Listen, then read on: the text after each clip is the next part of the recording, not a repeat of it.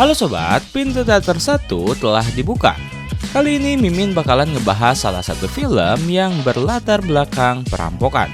Film ini berjudul Going in Style, menceritakan tentang 3 orang lansia yang tak bisa kembali mendapatkan dana pensiun mereka dikarenakan perusahaan tempat mereka bekerja melakukan korupsi terhadap dana pensiun tersebut. Karena harus membayar tagihan yang terus datang kepada mereka, akhirnya salah satu di antara mereka mengajak rekan-rekannya untuk merampok sebuah bank.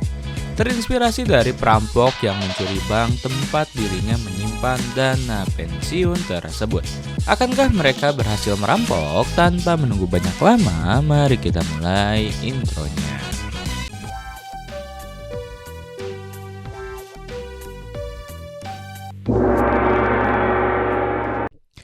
Scene dimulai oleh seorang pria bernama Joe Harding yang saat itu sedang menghampiri sebuah bank bernama Williamsburg Savings Bank.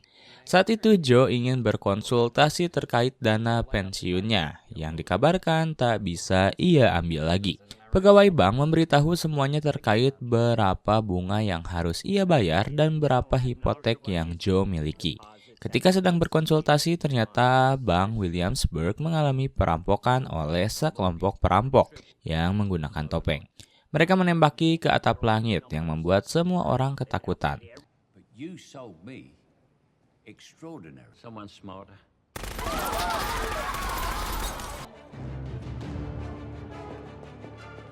Aside from the tellers, we invite you to lie down on the... Please do not be foolish enough to trigger the silent alarm. Hey! Akhirnya mereka bertiga berhasil menggasak uang senilai 1,6 juta dolar. Sebelum mereka pergi, salah satu perampok menghampiri Joe. Sebenarnya ia tak memiliki niat untuk merampoknya. Tetapi Joe menyerahkan dompetnya begitu saja dan ia memberikan uang yang hanya dirinya miliki. Namun perampok itu menolak. Ia masih menghargai orang tua yang seharusnya para anak-anak muda lindungi. Dan ternyata Joe menuduh pegawai bank di sini yang tak menghormati orang tua. Sehingga perampok tersebut menghampirinya dan memintanya untuk memberikan seluruh uang yang ia miliki. Setelah berhasil merampok, ia menyuruh kepada semua orang untuk menelpon polisi dalam waktu 90 detik setelah mereka kabur. Dari situlah Joe memberi respek kepada para perampok yang ternyata masih memiliki rasa hormat kepada para orang tua. Scene dilanjutkan dengan Joe yang sedang diinterogasi perihal info tentang perampokan. Dan Joe membandingkan tentang cara polisi membereskan masalah seperti di film. Lalu cucu Joe menanyakan tentang apa yang sudah dilalui kakeknya tentang perampokan itu. Dan Joe menjelaskan tentang perampok tersebut. Di satu sisi Joe melihat TV dan melihat orang yang menginterogasinya di TV tersebut sedang diwawancara mengenai perampokan itu. Sementara itu Willy dan Al sedang duduk berbincang mengenai berita perampokan dan Al mengajak Willy untuk bermain bingo. Dan Al menanyakan Milton ia harus bertanding dengan siapa. Lalu Willy menanyakan apakah ia mendapat surat khusus.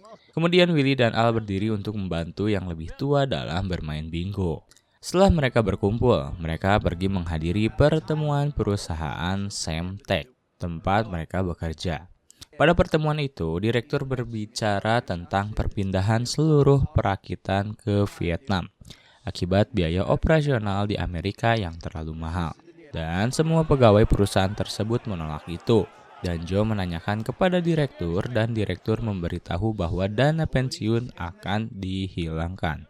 Dan Al berbicara kepada direktur bahwa 30 tahun kerja keras mereka untuk perusahaan tidak ada artinya.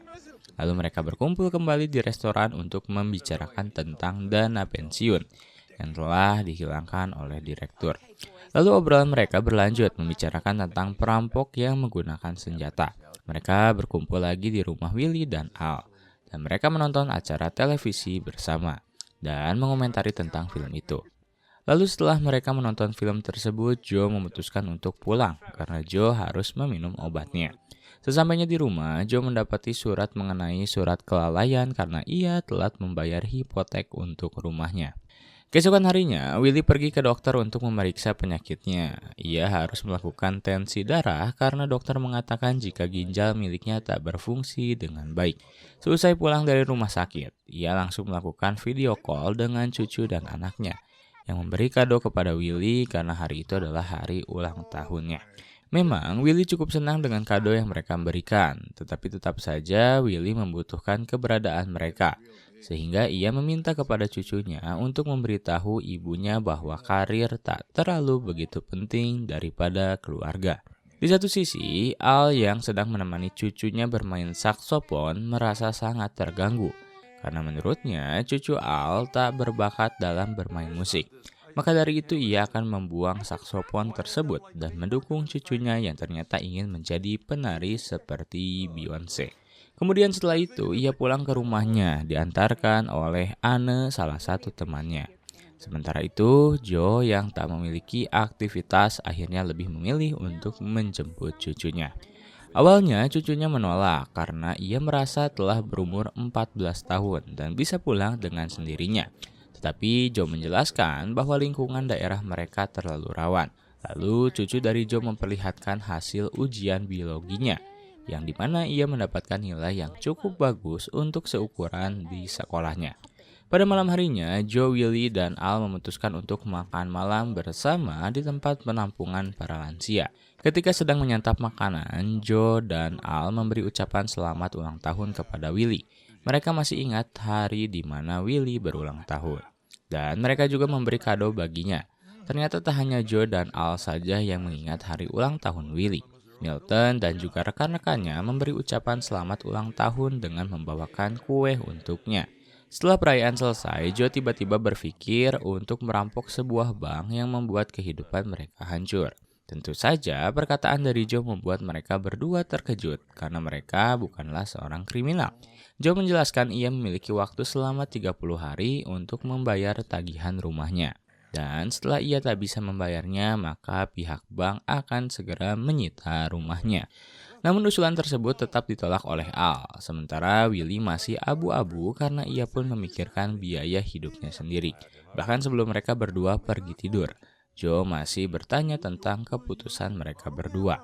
Sebenarnya Willy menyetujui ide tersebut, sementara Al masih menolaknya. Ia tetap pada pendiriannya yang bukan seorang kriminal. Karena Al tak mau ikut bergabung bersama mereka, akhirnya keesokan harinya Willy dan Joe lebih memutuskan untuk mencoba mencuri barang-barang yang ada di sebuah toko swalayan.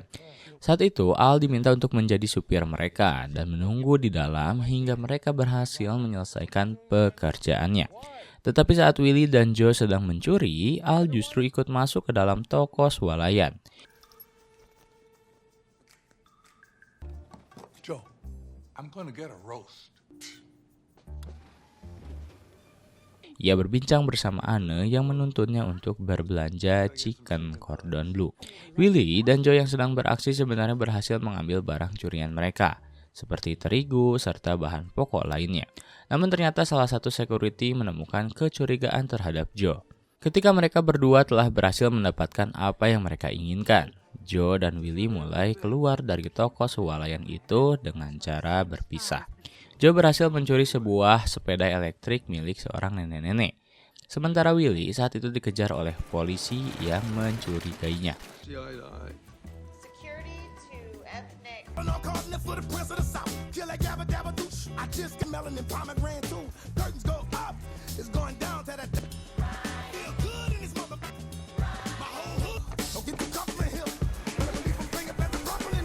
Karena ketakutan khawatir akan tertangkap, Joe lantas langsung menyuruh Willy untuk menaiki keranjang sepeda tersebut dan mereka pun kabur ke jalanan. Meskipun sepeda elektrik itu berjalan sangat lambat, tetapi mereka berdua cukup pintar. Willy menaburkan tepung tersebut ke jalanan yang membuat security yang mengejar mereka berdua kesulitan untuk mengejarnya. Namun, meskipun mereka berdua berhasil kabur, pada akhirnya mereka tertangkap saat sebuah bus membuat mereka tak bisa kembali bergerak. Lantas, 3 sejoli itu langsung dipanggil oleh pihak keamanan toko swalayan. Ia memperlihatkan rekaman CCTV terkait aksi mereka berdua. Tak ada kata yang keluar dari mulut Willy dan Joe perihal aksi mereka mencuri di toko tersebut. Penjaga toko menjelaskan bahwa ia mungkin saja akan menjadi mereka berdua dalam puluhan tahun ke depan. Tetapi ia tak akan melakukan hal bodoh seperti apa yang mereka lakukan.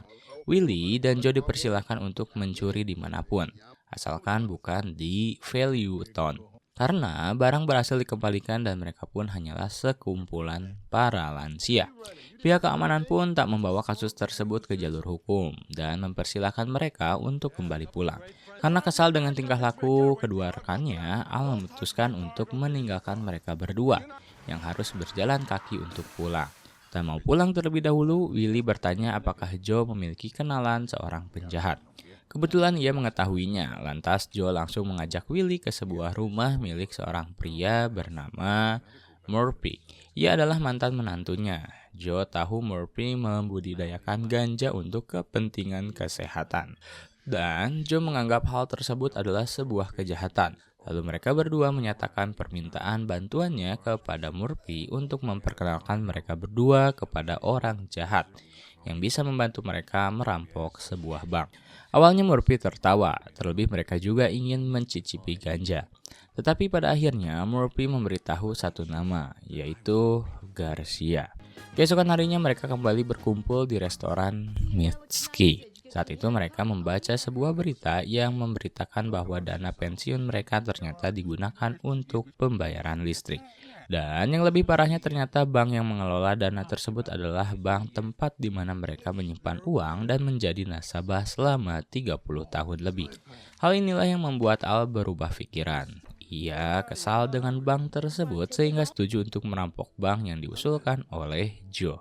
Setelah semua orang setuju dengan idenya, mereka lantas langsung menemui Garcia, menyatakan maksud serta tujuannya datang kepadanya. Cukup lama berbincang, Garcia sepakat akan memberi mereka 25% dari bagian. Mereka terkejut karena bagian itu sangatlah kecil. Garcia menjelaskan ia bisa merampok bank seorang diri dan mendapatkan untung 100% untuknya. Kesepakatan pun terjadi dengan sedikit pidato yang Willy berikan untuk seorang anak muda seperti Garcia. Dan Garcia pun memutuskan untuk memberi mereka sedikit pelajaran terlebih dahulu pada esok harinya. Peraturan pertama, mereka seharusnya tak boleh merampok bank sendiri.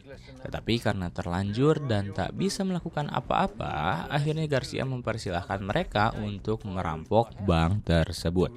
Kedua, mereka harus mengetahui denah dari bank dan sistem pengamanannya. Apabila bank Williamsburg Saving Bank hanya memiliki 10 penjaga saja. Lalu tugas mereka adalah pergi ke bank tersebut untuk memeriksa setiap rekaman CCTV dan memotret untuknya. Mereka juga diminta untuk memotret posisi dari para penjaga. Hari demi hari mereka mulai paham dengan strategi yang akan mereka gunakan. Mereka juga berlatih terlebih dahulu bagaimana cara menembak dengan baik. Tetapi Garcia menjelaskan ada satu hal yang harus mereka hindari, yaitu menembak seseorang. Sebenarnya diperbolehkan, tetapi jangan sampai membunuhnya. Tak hanya itu, mereka juga diharuskan untuk membuat sebuah pengalihan sehingga mereka membuat 300 kaos nuts untuk sebuah festival di hari di mana mereka akan merampok. Dan benar saja, mereka melakukannya. Lalu tibalah saatnya hari di mana mereka akan melakukan perampokan terhadap bank tersebut. Di malam harinya, Joe menyuruh rekan-rekannya untuk tidur dan beristirahat terlebih dahulu. Mereka saling mengerti dan memperdulikan satu sama lain. Pagi pun tiba, mereka sangat bersemangat untuk langsung berkumpul kembali menuju festival. Dan saat festival dimulai, mereka bertiga terlebih dahulu berpisah. Al bekerja sebagai pembuat aroma manis, sedangkan Willy bekerja sebagai penjaga rumah hantu, dan Joe bekerja di sebuah wahana air. Namun setelah waktu mereka diharuskan untuk berkumpul, mereka benar-benar melakukannya. Mereka kembali berkumpul dan menggunakan bus peralihan mereka untuk segera pergi ke bank Williamsburg Saving Bank. Sesampainya di sana, para kakek-kakek tua ini tampak bersemangat mengayunkan dan menyalakan pistol mereka, yang membuat semua orang ketakutan.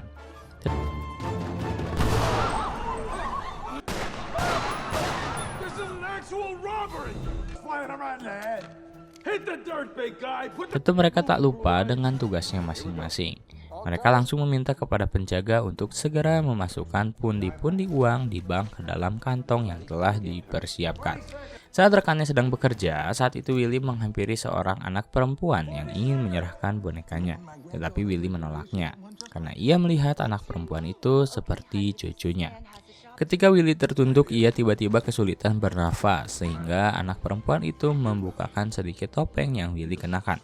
Namun beruntungnya, rekan-rekan dari Willy langsung membackup dan setelah semua uang dimasukkan ke dalam kantong, mereka meminta menghitung dari 90 sampai 0 untuk menelpon polisi.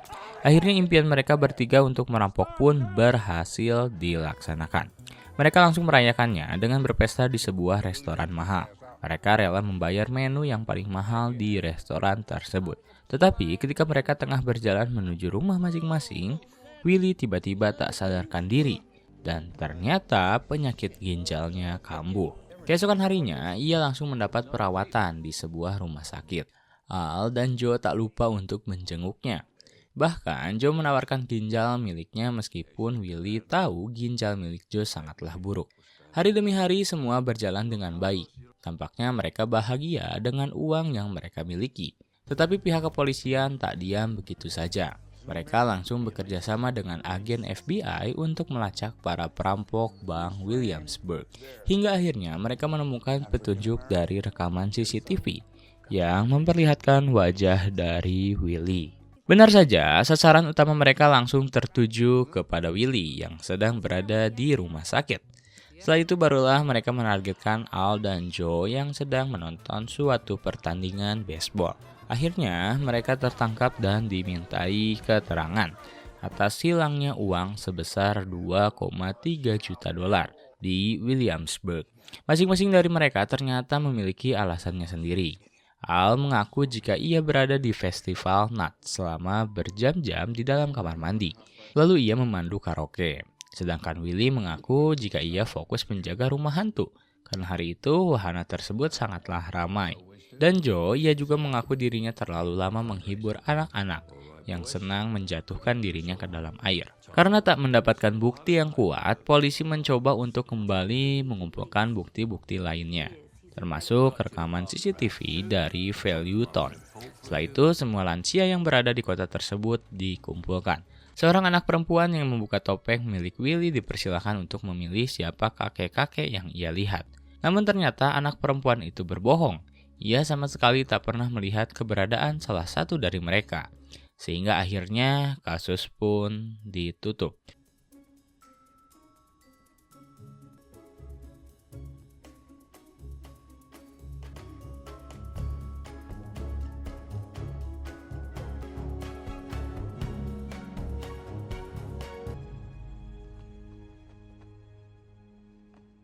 He's not here. Are you sure? Keesokan harinya Joe bertemu dengan Garcia dan baru saja mengetahui fakta orang yang menyelamatkannya saat perampokan di bank.